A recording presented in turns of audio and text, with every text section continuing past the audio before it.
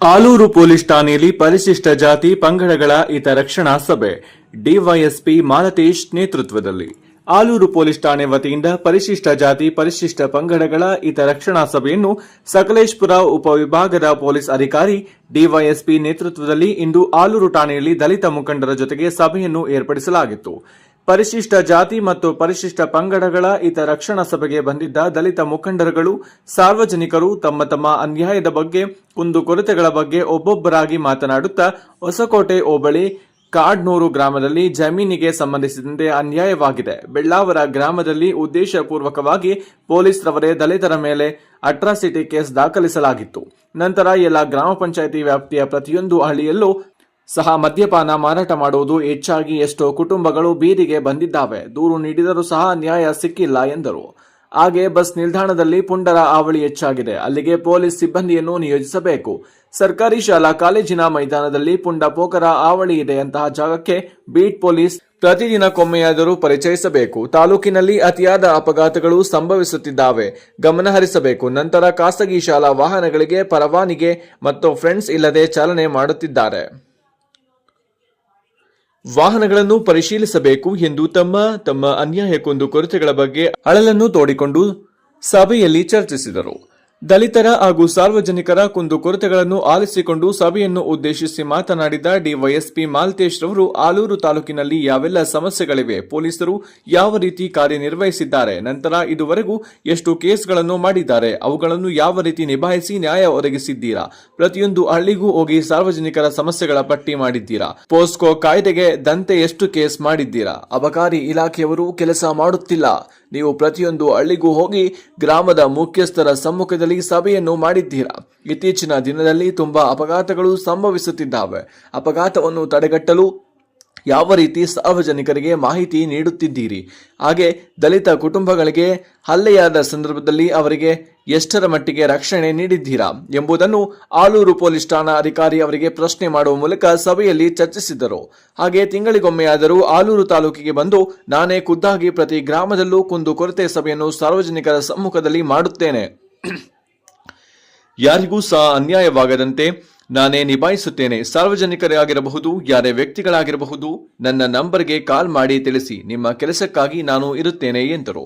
ಆಲೂರು ತಾಲೂಕಿನಲ್ಲಿ ಎಷ್ಟು ಅಪಘಾತಗಳು ಆಗಿವೆ ಎಂಬುದನ್ನು ಮಾಹಿತಿ ಕಲೆ ಹಾಕಿದ್ದೇನೆ. ನ್ಯಾಷನಲ್ ಹೈವೇ ಅವರಿಗೆ ದೂರು ಸಹ ನೀಡಿದ್ದೇನೆ. ಯಾವ ಸ್ಥಳಗಳಲ್ಲಿ ಯಾವ ರೀತಿ ಸುರಕ್ಷಿತ ಕ್ರಮಗಳನ್ನು ಕೈ ತೆಗೆದುಕೊಳ್ಳಬೇಕೆಂಬುದನ್ನು ಪಟ್ಟಿ ಮಾಡಿಕೊಂಡಿದ್ದೇನೆ.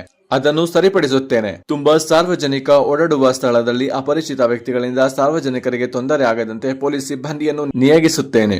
ಸಾರ್ವಜನಿಕರಿಗೆ ರಕ್ಷಣೆ ಕೊಡುವುದು ನಮ್ಮೆಲ್ಲರ ಹಿತರಕ್ಷಣೆ. ಇನ್ನು ಮುಂದೆ ಯಾರಿಗಾದರೂ ಹಲ್ಲೆ ಒಳಗಾದಾಗ ವ್ಯಕ್ತಿ ಬಂದು ದೂರು ನೀಡಿದ್ದರೆ ಅವರಿಗೆ ಸರಿಯಾದ ರೀತಿಯಲ್ಲಿ ನ್ಯಾಯ ದೊರಕಿಸುವುದು ನಮ್ಮ ಕರ್ತವ್ಯ ಆಗಿರುತ್ತದೆ ಎಂದರು.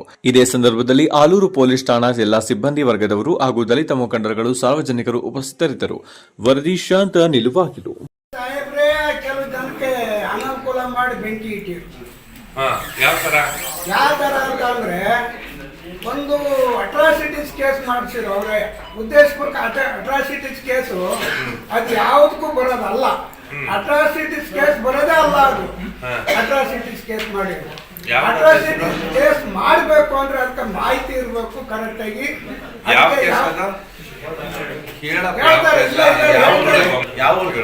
ಸರ್, ಬೆಳವರ್ಧನ ಮೇಲೆ 2 ಜನ ಮೇಲೆ 8 ಜನ ಜೈಲಿಗೆ ಕಳಿಸಿದ್ರು. ಅದಕ್ಕೆ ಯಾವ್ದಾರು ಲ್ಯಾಂಡ್ ಇಟ್ಬಿಟ್ಟು ಯಾರು ಅದ್ರ ಜಮೀನ್ದಾರ ನನ್ನ ಜಮೀನ್ ತೊಂದರೆ ಮಾಡ್ತಾ ಇದಾರೆ ಅಂತ ಯಾರು ಅಂದ್ಬಿಟ್ಟಲ್ಲ. ಅಲ್ಲಿ ಯಾರು ತಾಲೂಕ್ ಆಫೀಸ್ದವ 2 ಜನ ಅದುವೇ ನಮ್ಮ ಕುಲವಸ್ತ್ರೆ ಜಗಳ ಆಡ್ತಾ ಇರ್ತಾರೆ. ಅವ್ರನ್ನ ಸಾಯಂಕಾಲ ಕರ್ಕೊಂಡ್ಬರ್ತಾರೆ. 5 ಗಂಟೆಯಲ್ಲಿ ಎಲ್ಲೇ ಹೋಯ್ತಾ ಇರ್ತಾರ. ಎಂತ ಮೋಸ ಮಾಡ್ತಾರ ಈ ಇಲಾಖೆ ಅಂತ ಅನ್ನೋದಕ್ಕೆ ನಾನು ಹೇಳ್ತಾ ಇರೋದು ನಿಮ್ ಗಮನಕ್ಕೆ. ಹೋಯ್ತಾ ಇರ್ತಾನೆ. ಅವು ನಮ್ಮ ಹಿಂಬಾಲಿಸುವಾಗಿ ಕರ್ಕೊಂಡ್ಬಂದ್ಬಿಟ್ಟು ಹೊಡಿಗೆ ಕೊಡಕ್ಕಂತಾರೆ.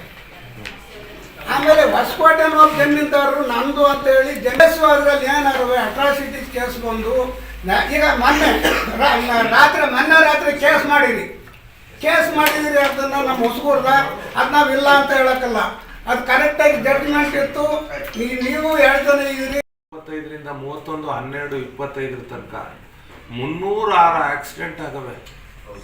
ಎಷ್ಟು 306 ಅಂದ್ರೆ ಇವತ್ತು ಅಲ್ಲಿಗೆ ನಮ್ದೊಂದು 750-800 ಕೇಸ್ ರಿಜಿಸ್ಟರ್ ಆಯ್ತವೆ ಎಲ್ಲ ಸೇರಿ. ಸಕಲೇಶ್ಪುರ, ಆಲೂರು, ಎಸ್ಲೂರು, ಟೌನು, ರೂರಲ್ಲು ಅಷ್ಟೇ 4 ಸ್ಟೇಷನ್ ಇದೆ. ಎಷ್ಟು 700 ಚಿಲ್ಲರೆ ಕೇಸಲ್ಲಿ 300 ಏನು ಹೇಳಿ 10 SC/ST 12 SC/ST ಕೇಸ್ ರಿಜಿಸ್ಟರ್ ಆಯ್ತವೆ, ಅಥವಾ ಮ್ಯಾಕ್ಸಿಮಮ್ ಒಂದು 20 ರಿಜಿಸ್ಟರ್ ಆಯ್ತು. ಹೋದ ವರ್ಷ 20 ಆಯ್ತಲ್ಲ, 20 ಹೋದ ವರ್ಷ. ನಾವು 20 ಕೇಸ್ ಬಗ್ಗೆ ಎಷ್ಟೊಂದು ತಲೆ ಕೆಡಿಸ್ಕೊತಾ ಇದೀವಿ ಎಲ್ಲರೂ ಇಲ್ಲಿ ಕೂತ್ಕೊಂಡು. 306 ಕೇಸ್ ಆಗೋದ್ರ ಬಗ್ಗೆ ಯಾರೋ ಸುಮ್ಗೆ ಯೋಚಿಸಿ 5 ನಿಮಿಷ. ಎಷ್ಟು 300 ಆಕ್ಸಿಡೆಂಟ್ ಆಗವೆ. ಯಾರು ಹೆಲ್ಮೆಟ್ ಹಾಕೋತಾ ಇಲ್ಲ ರೋಡಲ್ಲಿ. ಆಮೇಲೆ ಹೆಲ್ಮೆಟ್ಟು, ಸೀಟ್ ಬೆಲ್ಟು ನನಗೋಸ್ಕರ ಹಾಕೋಬೇಡಿ. ಆಮೇಲೆ ಎಲ್ಲ ವಾರ್ ಮಾಡ್ತಾ ಇದ್ದೀರಾ ಏನು? ವಾರ್ನು ಒಂದು ವಾರ ಮಾಡಿ ಈ ತಿಂಗಳಾದ್ಮೇಲೆ ಮಾರ್ಚಿ 1 ಕಂಪಲ್ಸರಿ ಹೆಲ್ಮೆಟ್ಟು. 306ರಲ್ಲಿ ನಾನು ಸ್ಟ್ಯಾಟಿಸ್ಟಿಕ್ಸ್ ತರಿಸ್ತಾ ಇದ್ದೀನಿ ಬರುವಾಗ. ಆ್ಯಕ್ಚುಲಿ ನಾನು ತಗೊಬರುವ ಯಾವಾಗ ಇವತ್ತು ಮರ್ಬಿಟ್ಟೆ. ಆ ಮೀಟಿಂಗಲ್ಲೂ ಹೇಳ್ತಾ ಇದ್ದೀನಿ. ಆಮೇಲೆ ಈಗೆಲ್ಲ ಅಲ್ಲಿ ಮಳಲ್ಲಿ ಮೊನ್ನೆ ಒಂದು ಆಕ್ಸಿಡೆಂಟ್ ಆಯಿತು. ಆಮೇಲೆ ಅಲ್ಲೆಲ್ಲ ಹಂಪೆಲ್ಲ ಹಾಕ್ಸಿದ್ವಿ. ಮೊನ್ನೆ ಹೈವೇ ಅವ್ರನ್ನ ಕರ್ಕೊಂಡು ನಾವು MLA ಅವರು ಮತ್ತು ಇವರು ಲೀಡರ್ಸು ಎಲ್ಲ ಓಡಾಡಿದ್ವಿ ಇಲ್ಲಿ. ಆವಾಗ ನಮಗೆ ಸ್ಪಾಟ್ಗಳೆಲ್ಲ ಗೊತ್ತಾಯ್ತು. ಇಲ್ಲಿ 6 ಜನ ಸತ್ತವ್ರೆ. ಸ್ಟೇಟ್ ಹೈವೇಲಿ 2, ಬೇರೆ ರೋಡಲ್ಲಿ 7, ಅಲ್ಲಿಗೆ 15 ಜನ ಬರೀ ಹೋದ ವರ್ಷ. ಆಲೂರಲ್ಲಿ ನ್ಯಾಷನಲ್ ಹೈವೇಲಿ ಇದು ನಾನು ಸತ್ತಿರೋದು 15 ಜನ ಹೇಳಿದ್ ಬರೀ 1 ವರ್ಷ. ಅಲ್ಲಿಗೆ 15 ಕೇಸ್ ಆಗವೆ. ಆಲೂರಲ್ಲಿ ನ್ಯಾಷನಲ್ ಹೈವೇ ಅದ್ರ ಬಗ್ಗೆ ಹೈಕೋರ್ಟ್, ಸುಪ್ರೀಂ ಕೋರ್ಟ್ ಈಗ ನಿನ್ನೆ ಕಳವಳ ಒಂದು ಕ್ಲಾಸ್ ಎಲ್ಲ ಸೇರಿಸ್ಬೇಕು ಅಂತ ಹೇಳೈತೆ. ಅದೊಂದು ಜಿನೈನಾಗಿ ಹೇಳಿದ್ರು. ನಮ್ಮ ಜಿನೈನ ಪ್ರಾಬ್ಲಮ್ ಯಾಕೇಶನ್ ಇಲ್ಲ, ಪ್ರಿಲಿಮಿನರಿ ಎಂಕ್ವೈರಿ ಇಲ್ಲ, ಆ ಥರ ಏನೋ ಇಲ್ಲ. ಯಾವ್ದಾದ್ರು ಕೇಸ್ ಬಂದ್ರೆ ಸೀದಾ ಕೇಸ್ ಮಾತಾಡಿ ಹಲವಾರು ದೊಡ್ಡ ನ್ಯಾಯಾಲಯ. ನಿನ್ನೆ ಕೂಡ 2 ದಿನ ಮುಂಚೆ ನಾನು ಯೂಟ್ಯೂಬಲ್ಲಿ ನೋಡ್ತಾ ಇದ್ದೆ. ಆನರೇಬಲ್ ಸುಪ್ರೀಂ ಕೋರ್ಟ್ ಒಂದು ಮ್ಯಾಟ್ರ್ ಬಂದು ಇದ್ರ ಬಗ್ಗೆ ಒಂದು ರೂಲ್ಸ್ ಆಗಬೇಕು. ಈಗ 2 ಥರ ರೂಲ್ಸ್ ಆಯಿತು ಈ ವಾರ. ಒಂದು ನಮ್ಮ DG ಸಾಹೇಬರು ಒಂದು ಸರ್ಕ್ಯುಲರ್ ಕೊಟ್ಟಿದ್ದಾರೆ ನಮಗೆಲ್ಲ. ಈ ಸೋಷಿಯಲ್ ಮೀಡಿಯಾ ಸಂಬಂಧಪಟ್ಟಂಗೆ ಸುಮ್ಮನೆ ಆ ಕೇಸ್ ಮಾಡೋದು, ಈ ಕೇಸ್ ಮಾಡೋದು, ಇವ್ರೊಂದು ಕೇಸ್ ಮಾಡೋದು, ಅವ್ರು ಮಾಡೋದು, ಇವ್ರು ಮಾಡೋದು, ಇದೆಲ್ಲ ಆಯ್ತಿತ್ತು. ಈಗ ಅದಕ್ಕೆಲ್ಲ ಗೈಡ್ಲೈನ್ಸ್ ಕೊಟ್ಟಿದ್ದಾರೆ. ಈ ಟ್ರಾಫಿಕ್ ಗೈಡ್ಲೈನ್ಸ್ ಹೆಂಗೈತೆ, ನಾವು ಕ್ಯಾಮ್ರಾ ಹಾಕ್ಕೊಂಡು ಹಾಕ್ಬೇಕು, ಆ ಥರ ಒಂದು ಗೈಡ್ಲೈನ್ಸು ಕೊಟ್ಟಿದ್ದಾರೆ. ಸೋಷಿಯಲ್ ಮೀಡಿಯಾ ಕೇಸ್ ಅಂದ್ರೆ ಗೊತ್ತಲ್ಲ, ಯಾವ್ದನ್ನ ಕೇಸ್ ಮಾಡಬೇಕು, ಯಾವ್ದನ್ನ ಕೇಸ್ ಮಾಡ್ಬೇಕವ್ರದ್ದು, ಭಾಷಣದ ಬಗ್ಗೆ ಹೆಂಗ್ ಮಾಡಬೇಕು, ಯಾರಾದ್ರೂ ಬೈದಾಡ್ಕೊಂಡ್ರೆ ಹೆಂಗ್ ಮಾಡಬೇಕು, ಅದ್ರ ಬಗ್ಗೆ ಎಲ್ಲ ಗೈಡ್ಲೈನ್ಸ್ ಬಂತು. ಈಗ ಎಷ್ಟು 4 ದಿನ 5 ದಿನ ಆಯ್ತು. ಅದೇ ತರ ಈಗ ನಿಮ್ಮ ಊರುಗಳಲ್ಲಿ ಅಜ್ಜಿದಿರಿದ್ರೆ ವಯಸ್ಸಾದವರು ಈಗೆಲ್ಲ ಫಾರಿನ್ ಹೋಗ್ಬಿಟ್ಟಿರ್ತಾರೆ, ಕೆಲವರು ಅಪ್ಪ ಅಮ್ಮನ ಒಬ್ಬೊಬ್ಬರನ್ನೇ ಬಿಟ್ಟು ಅದ್ರ ಕೇಸ್ ಮಾಡಕ್ ಮುಂಚೆ 3 ಗೈಡ್ಲೈನ್ಸು. ಅದಿನ್ನೂ ಏನು ಇಂಪ್ಲಿಮೆಂಟ್ ಆಯ್ತೋ ಇಲ್ವೋ ಗೊತ್ತಿಲ್ಲ. ಅದು ಒಂದು 4-5 ದಿನದ ಮುಂಚೆ ಸುಪ್ರೀಂ ಕೋರ್ಟಲ್ಲೂ ಕೂಡ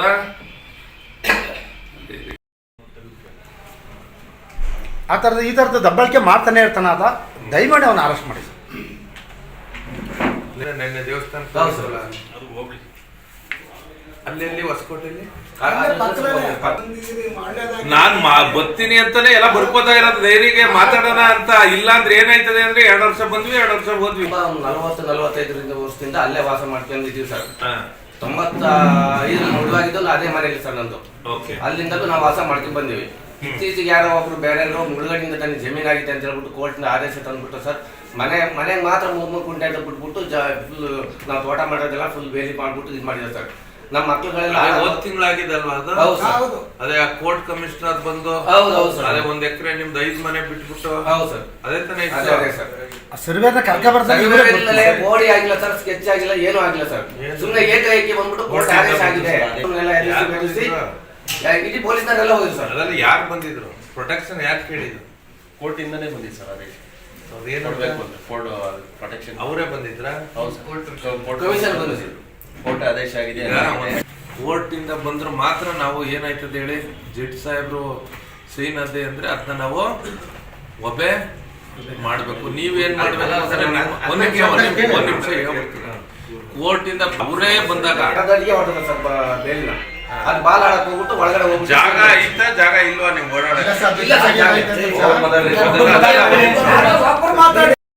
ಯಾವ್ದು ಮೀಟಿಂಗ್ ಮಾಡ್ತಾ ಇಲ್ಲ. ದೈವ ಅಂದ್ರೆ ಸೇಮ್ ಇದೇ ತರ ಅದು ಕೂಡ ಏನು SC/ST ಮೀಸಲು ಕ್ಷೇತ್ರ. ಇಲ್ಲೆಲ್ಲ ನಾವು ಬೋರ್ಡ್ ನೋಡಿದ್ರೆ ಎಲ್ಲ 1 ವರ್ಷ 2 ವರ್ಷಕ್ಕೆ ಲಾಸ್ಟ್ ಅಲ್ಲಿ ಆನೆಕಲ್ಲ 4 ವರ್ಷ ಸರ್ಕಲ್ ಇನ್ಸ್ಪೆಕ್ಟರ್ ಆಗಿದ್ವಿ.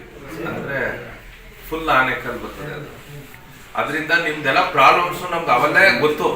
4 ವರ್ಷ ಅಲ್ಲಿ ಇದ್ವಿ ಅಂದ್ರೆ ನಮ್ಗೆ ನಿಮ್ದು ಏನೇನ್ ಪ್ರಾಬ್ಲಮ್ಸ್ ಬರ್ತವೆ, ಯಾವ್ಯಾವ ಹಂತದಲ್ಲಿ ಇರ್ತವೆ, ಹೆಣ್ಮಕ್ಳಿಗೆ ಏನ್ ಪ್ರಾಬ್ಲಮ್ ಬರ್ತದೆ, SC/ST ಕೇಸ್ ಸಂಬಂಧಪಟ್ಟಂಗೆ ಏನ್ ಪ್ರಾಬ್ಲಮ್ ಬರ್ತದೆ, ನಿಮ್ದು ಲ್ಯಾಂಡ್ ಡಿಸ್ಪ್ಯೂಟ್ ಅಲ್ಲಿ ಏನ್ ಪ್ರಾಬ್ಲಮ್ ಬರ್ತವೆ, ಆಮೇಲೆ ಹಳ್ಳಿ ಸಂಬಂಧಪಟ್ಟಂಗೆ ಹಳ್ಳಿಗಳಲ್ಲಿ ಏನ್ ಪ್ರಾಬ್ಲಮ್ ಬರ್ತವೆ, ಅದೆಲ್ಲ ನನಗೆ ಈ 25 ವರ್ಷಕ್ಕೂ ಹೆಚ್ಚು ಸರ್ವಿಸ್ ಆಗಿರೋದ್ರಿಂದ ಗೊತ್ತು.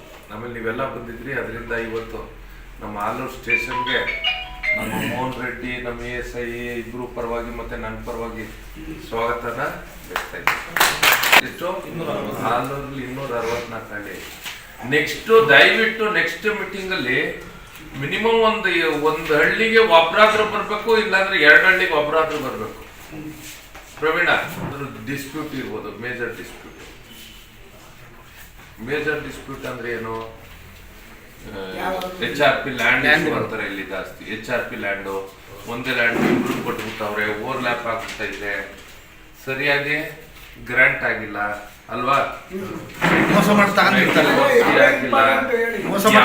ಯಾರೋ ಕೋರ್ಟ್ಗೆ ಹೋಗ್ತಾರೆ. ಇದು ಒಂದು ಅದನ್ನ ನಮ್ಮ ಇವ್ರಿಗೆ ನಾವು ಹೊಸ SP ಮೇಡಮ್ ಬಂದಾಗ ಅದನ್ನ ಹೇಳ್ತೀವಿ ನಾವು. HRP ಇಶ್ಯೂಸು ಇಲ್ಲಿ ಜಾಸ್ತಿ ಇದೆ ಅಂತ ನಮ್ಮ ಹೊಸ ನಾನು ಬಂದಾಗ್ಲೂ ಇವ್ರು ಹೇಳಿದ್ರು, ರೆಡ್ಡಿ ಅವ್ರಿಗೂ ಹೇಳಿದ್ವಿ. ಆಮೇಲೆ ದಯವಿಟ್ಟು